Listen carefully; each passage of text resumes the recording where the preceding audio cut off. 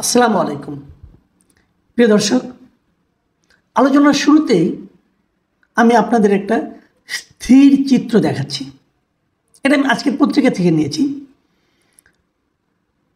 চিত্রটিতে অনেকে বসে আছেন। একজন মহিলা ওনার সন্তানকে কোলে নিয়ে জলকামানের সামনে কি হতবিহ্বল অবস্থায় পড়েছেন, সেই দৃশ্যটা দেখা যাচ্ছে। ছবিটাকে যদি আপনি একটু ক্লোজ করে দেখেন তাহলে দেখবেন সেই শিশুটির চোখে মুখে কি ভয়ঙ্কর ভীতিকর একটা বহিঃপ্রকাশ, ভয়ের বহিঃপ্রকাশ।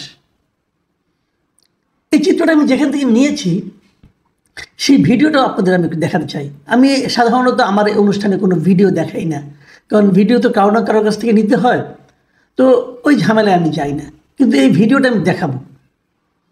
আমি ছোট্ট করে মাত্র 5 সেকেন্ডে একটা ক্লিপ দেখাচ্ছি, আপনারা এটা দেখুন।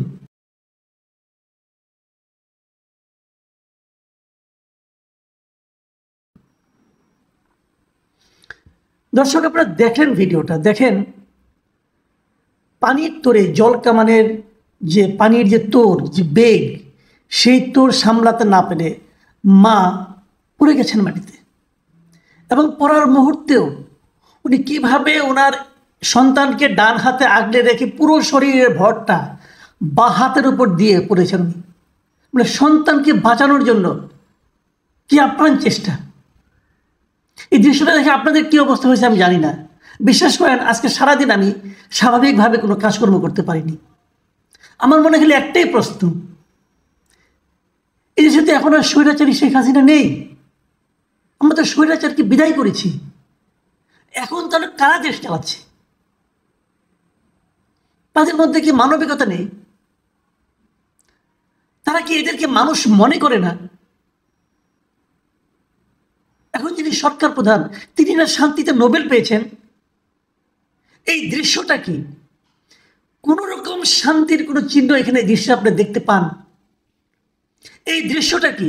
শান্তিতে নোবেল পাওয়া একজন ব্যক্তিকে ন্যূনতম বিচলিত করে না?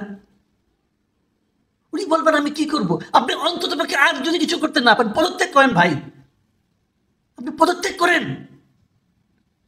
আপনার যে নাম, আপনার যে পরিচিতি সারা দুনিয়া, তার সঙ্গে তো এই দৃশ্যটা মেলে না। এই লোকগুলো কি দেশদ্রোহী কেউ? এই নারী, এই শিশু, এরা কি এই দেশকে ধ্বংস করার জন্য উঠে পড়ে লেগেছে? এরা কি রাষ্ট্রদ্রোহী? এরা কি আপনার সরকারের পতন ঘটানোর জন্য মাঠে নেমেছে? যদি নেমে থাকে তাহলে এদের সম্মান করে আপনার সরকারের পতন ঘটানো উচিত। আপনার পুরো সরকার সহ পদত্যাগ করা উচিত এই একটা শিশুকে ভয় দেখানোর কারণে। আপনি কি ভাবছেন? কি ঘটনাটা কি? আমি একটু ছোট করে বলি ঘটনাটা কি। ঘটনাটা হলো, এরা প্রাথমিক সহকারী শিক্ষক নিয়োগ সরকার ঘোষণা করেছিল, আগের সরকার। সেখানে 3 ধাপে হয়েছে। প্রথম 2 ধাপ শেষ হয়ে গেছে। এটা 3য় ধাপের নিয়োগ হয়েছে। 3য় ধাপে ছিল ঢাকা এবং চট্টগ্রাম বিভাগের যারা নাকি নিয়োগ দেওয়া হবে, এবং এদের বিজ্ঞপ্তি দেওয়া হয়। 3য় ধাপের বিজ্ঞপ্তি দেওয়া হয় 2023 সালের 14 জুন। লিখিত পরীক্ষা হয় 2024 সালের 29 মার্চ। খেয়াল করেন, 2024-এর 29 মার্চ। লিখিত পরীক্ষার ফলাফল প্রকাশিত হয় ওই বছরই 2024 সালের 21 এপ্রিল। 12 জুন ভাইবা সম্পন্ন হয়। এরপর তো আন্দোলন শুরু হয়ে গেল। জুলাই আন্দোলন হলো, অগাস্টে আন্দোলন শেষ হলো, স্বৈরাচার বিদায় নিল। তারা ওয়েট করছে, যারা ভাইবা দিয়েছে তারা ফলাফলের জন্য ওয়েট করছে। সেই ফলাফল প্রকাশিত হলো। এরাও চিন্তা করেছে এখন সরকার পরিবর্তন হয়ে গেছে, এখন কি আমরা এই ফলাফলটা প্রকাশ করবো কি করবো না। এই জন্য তারা আইন মন্ত্রণালয়, ওই জনপ্রশাসন মন্ত্রণালয়ের কাছে অনুমতি চায়। আইন মন্ত্রণালয় এবং জনপ্রশাসন মন্ত্রণালয় তারা অনুমতি দেয় যে ফলাফল প্রকাশ করা যায়। 31 অক্টোবর ফলাফল প্রকাশিত হয়। এটি কোন বছরের? 2024 সালের 31 অক্টোবর। তখন দেশে কে আছে? ডক্টর ইউনূস সাহেবের সরকার আছে। আইন মন্ত্রণালয়ে কে ছিলেন? এই আসিফ নজরুল সাহেব ছিলেন। এখন যিনি আছেন তিনিই ছিলেন। জনপ্রশাসন সচিব এই লোকই ছিলেন। 31 অক্টোবর ফল প্রকাশ হয়। তারপর 6531 জনকে চূড়ান্তভাবে সুপারিশ দেওয়া করা হয় যে এদেরকে নিয়োগ দেওয়া যেতে পারে। এই সময়ে একটা আইনগত দিকের ঝামেলাটা আমি বলি। এই সময়ে যারা নাকি চান্স পায় না, যারা নিয়োগের তালিকায় আসেনি, এমন 30 জন লোক একটা রিট করে হাইকোর্টের কাছে। 30 জন, কেউ লেখছে 31 জন, আমি ঠিক যাই না, 30 অথবা 31।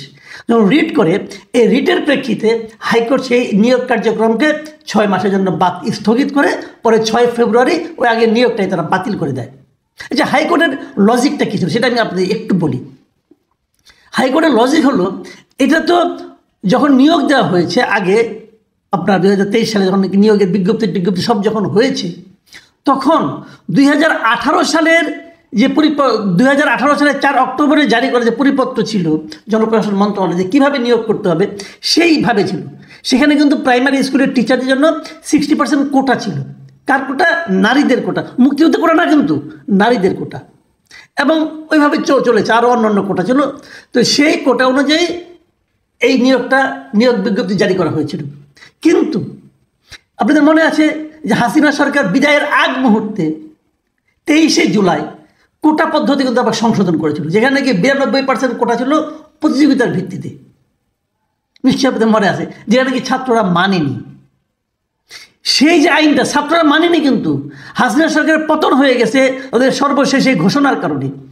সেই ঘোষণাটা বিচারকরা তো আইন দেখে, সেই ঘোষণার আলোকে তারা এই নিয়োগটাকে বাতিল করেছে। আচ্ছা, বাতিল করেছেন, তাহলে আগে যে 2 দফা নিয়োগ হয়ে গেল ওগুলির কী হবে? ওগুলি বাতিল করবেন? 2 দফা আগে নিয়োগ হয়ে গেছে, ওগুলি কী করেছেন? ওগুলো তো বাতিল করেন নাই। তাহলে তৃতীয় ধাপের যে ঘটনাটা, এটা তো আপনারা বাতিল করলেন। এই যে 6531 জন, 6500 ফ্যামিলি, কিন্তু মাথায় রাখেন, এদেরকে যে বাতিল করে দিলেন, এরা কী করবে এখন? এদের কোনো চাকরি নাই। প্রাইমারি স্কুলের সহকারী শিক্ষক, কিন্তু সরকার এদিকে দেখবেন আপনি পুরনো লোকজনকে, অবসরপ্রাপ্ত লোকজনকে ধরে এনে চাকরি দিচ্ছে। আর এরা যে চাকরি, এটা কি রাজনৈতিকভাবে হয়েছে? এটা কি মুক্তিযুদ্ধের কোটা আছে? নেই তো। তো এদেরকে তো বাতিল করে, যদি বাতিল করে দেন আগের 2 ধাপও দেন, সব দেন বাতিল করে। যে এখন একটা ঘোষণা দিলেই হয়তো যে আওয়ামী লীগের সরকার আমলে 15 বছরে যা কিছু নিয়োগ হয়েছে সব বাতিল। এটা কি প্রতিহিংসার কি দেশ চলছে? কোনো আইন কানুন থাকবে না। তো এদেরকে যে ঠিক আছে, এদের দাবি আপনি মানবেন না, আলোচনা করেন, এদের সঙ্গে কথা বলেন। এই যে একটা ঘটনা ঘটেছে, এই ভিডিওটা সোশ্যাল মিডিয়ায় সবাই দেখেছে, এই স্থিরচিত্রটা সবাই দেখেছে। আমি দেখলাম না পর্যন্ত যে কেউ এই ঘটনা কোনো নিন্দা প্রকাশ করেছে, কাউকে নিয়ে কোনো উদ্বেগ করতে থাকে। এই দেশটাকে সবাই পাথর হয়ে গেছে। এই দেশের মানুষের কি মানে মানবিকতা বলতে কিছু নাই? সবাইকে পাথর, অথবা সবাইকে ভীত সন্ত্রস্ত। আমি মেলাতে পারি না, আমি কিছুই মেলাতে পারছি না। কদিন আগে, বেশি দিন না, মাত্র 10-12 দিন আগের কথা, 10-12 দিন আগের ঘটনা বলি। এই শাহবাগে এরা শাহবাগের মোড়ে, এই শিক্ষকরা এরা শাহবাগের মোড়ে অবস্থান নিয়েছিল। তারপর তাদের জল কামান দিয়ে তাদেরকে সরিয়ে দেওয়া হয়েছিল। এই আমি যে দৃশ্যটা দেখলাম, এটা ওই জল কামানের দৃশ্যটা। জল কামান দিয়ে কী হয়ে তাদেরকে সরিয়ে দেওয়া হয়েছিল, লাঠিপেটা করা হয়েছিল। তারপরে কিন্তু তারা রাতের বেলা ওখানে অবস্থান করেছেন, রাত 9টা-10টা পর্যন্ত। আজকেও শুনলাম, আজকেও আছে। আমি আপনাদেরকে 27শে জানুয়ারি একটা ঘটনা বলি। 27শে জানুয়ারি এখানেও আবার চাকরি জাতীয়করণের দাবিতে এই শাহবাগে ইবতেদাইয়া মাদ্রাসার শিক্ষকদের একটা সমাবেশ ছিল। সেটাও কিন্তু পুলিশ এই জোর করে তাদেরকে ওখান থেকে সরিয়ে দেয়। এই যে সরিয়ে দেয় জোর করে, এই ঘটনার প্রেক্ষিতে বর্তমান সময়ের সবচেয়ে আলোচিত সংগঠন জাতীয় নাগরিক কমিটি, তারা কিন্তু প্রতিবাদ করে। এবং তারা প্রতিবাদ করে কি বলে, যে এই ইবতেদাইয়া শিক্ষকদের উপর পুলিশি হামলা ও অভ্যুত্থান, এই হামলাটা অভ্যুত্থানের চেতনা পরিপন্থী। তো ইবতেদাইয়া মাদ্রাসার শিক্ষকদের যারা নাকি জাতীয়করণের দাবিতে আন্দোলন করছে, তাদের উপর হামলা যদি অভ্যুত্থানের চেতনার পরিপন্থী হয়, তাহলে নারী শিশুদের উপর যে হামলা হচ্ছে এটা অভ্যুত্থানের পরিপন্থী না ভাই? এখন আপনাদের চেতনা জাগ্রত হচ্ছে না? আমরা এগুলি কি দেখছি? ইবতেদাইয়া হলে পরে অভ্যুত্থানের পরিপন্থী, নারী ও শিশু হলে অভ্যুত্থানের পরিপন্থী না। এটা কোন দেশে আছি আমরা? সারা দুনিয়ার কাছে এই ছবিগুলো যাচ্ছে, সারা দুনিয়া এগুলো দেখে কিভাবে মূল্যায়ন করছে। পরিষ্কার কথা, এই সরকার কিছুই হ্যান্ডেল করতে পারছে না। কিছু বললেই বলে 150 আন্দোলন, 500 আন্দোলন। আরে ভাই, আন্দোলনের সংখ্যা দরকার নেই, আপনি আন্দোলনগুলো হ্যান্ডেল করেন। এদেরকে রাস্তায় নামতে হয় কেন? আমি আগেও বহুবার বলেছি, আপনারা একটা ওয়েবসাইট করেন, আপনারা কতগুলি ইমেল দেন, ইমেল অ্যাড্রেস দেন, বলেন যার যত দাবি দেওয়া আছে সেই ইমেলে তারা পাঠানোর পর আপনারা একটু জাজ করেন, প্রত্যেকটা মন্ত্রণালয়ে জাজ করে তাদেরকে ইনফর্ম করেন। যুক্তি দিয়ে জাজ করেন, রাজনীতি দিয়ে জাজ করেন না। আপনারা তো অরাজনৈতিক দল, অরাজনৈতিক সরকার, বলেন তো রাজনীতির মতো কথা। আপনার প্রধান উপদেষ্টা প্রেস সেক্রেটারি বলে যে আমাদের এটা এটা অরাজনৈতিক সরকার, রাজনৈতিক সরকার। আরে ভাই প্রেস সেক্রেটারি, আপনি কোন রাজনৈতিক দলের সদস্য ছিলেন? আপনি কিসের রাজনৈতিক সরকার? এটা রাজনৈতিক সরকারকে কে নিয়োগ দিয়েছে? রাজনৈতিক সরকারের কথা বলেন।